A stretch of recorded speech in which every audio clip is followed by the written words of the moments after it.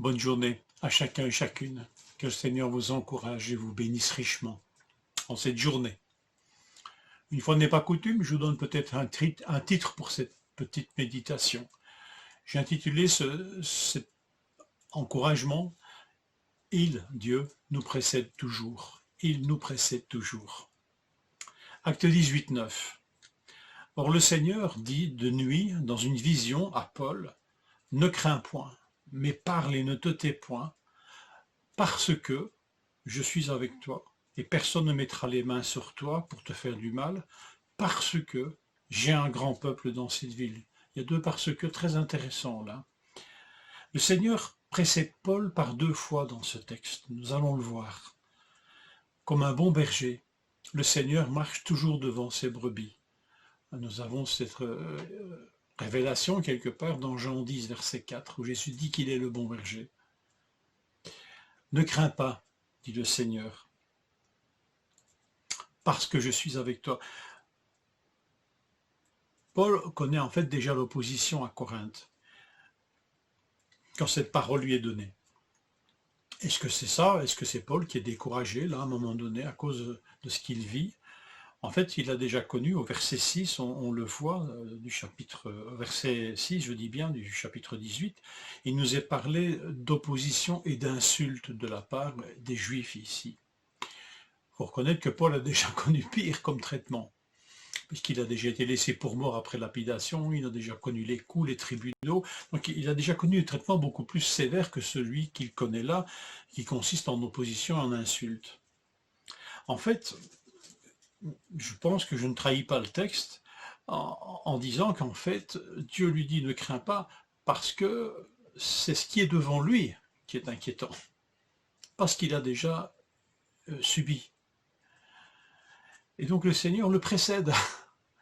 Il y annonce déjà qu'il va y avoir des ennuis plus sévères qu'il n'a connus jusqu'à ce jour, là à Corinthe. Mais Dieu lui dit, ne crains pas, parce que personne ne mettra les mains sur toi. Et quand vous lirez la lecture de demain, vous verrez exactement que là, on ne parle plus d'insulte ni d'opposition, mais carrément d'insurrection contre Paul de la part de tous les Juifs. Et vous verrez comment le Seigneur a fait que cette parole s'accomplira, que personne ne mit la main sur Paul. Mais le Seigneur le prévient de quelque chose qui n'a pas encore eu lieu. Et c'est ce qui va se passer et que vous lirez demain. Le Seigneur ne tient pas pour lui cette préconnaissance. Il nous précède, mais c'est aussi pour nous prévenir. Ne crains pas parce que je suis avec toi dans ce qui va arriver et que tu ne vois pas encore. Je suis avec toi.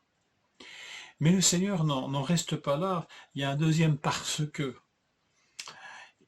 Celui qui nous précède, celui qui le précède, lui dit que dans cette ville de Corinthe, il a un peuple nombreux. Pourtant, dans cette ville, au lieu de perdition et d'immoralité, je crois que Brel, au lieu de chanter à Amsterdam, il aurait pu chanter dans le port de Corinthe. Il y a des marins qui boivent et qui reboivent encore et qui boivent à la santé des prostituées de la rade, pour parler poliment.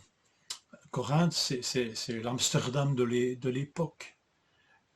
Donc c'est une ville qui est dépravée, enfin cosmopolite, ça c'est pas une tare, mais voilà, c'est une ville, c'est un grand port et il y a une vie qui n'est pas très brillante au niveau de la morale.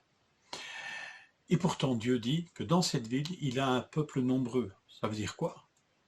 Un grand peuple. Ça veut dire des hommes et des femmes qui vont croire en Jésus-Christ, qui vont croire que Jésus-Christ est le Fils de Dieu et est leur sauveur. Il y a des hommes et des femmes qui ont besoin de pardon, qui ont besoin de grâce dans cette ville, même si personne ne le voit. Mais Dieu le voit. Il précède encore Paul dans cette dimension-là aussi. C'est étonnant, Paul n'a pas reçu une telle vision à Thessalonique, à Bérée par exemple, donc les deux villes qu'il a connues avant, ni même à Athènes. Devons-nous conclure que dans ces villes, Dieu n'a pas un peuple nombreux? Pourtant, je lis ceci dans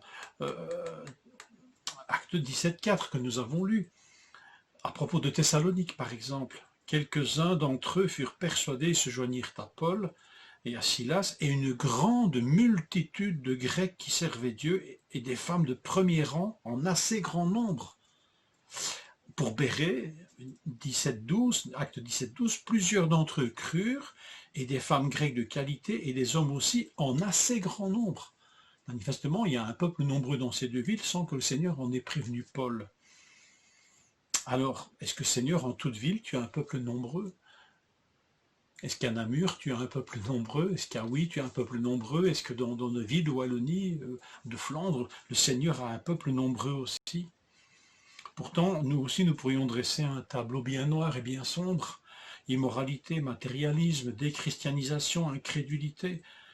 Un tableau terriblement sombre. Plus personne ne veut de Jésus-Christ.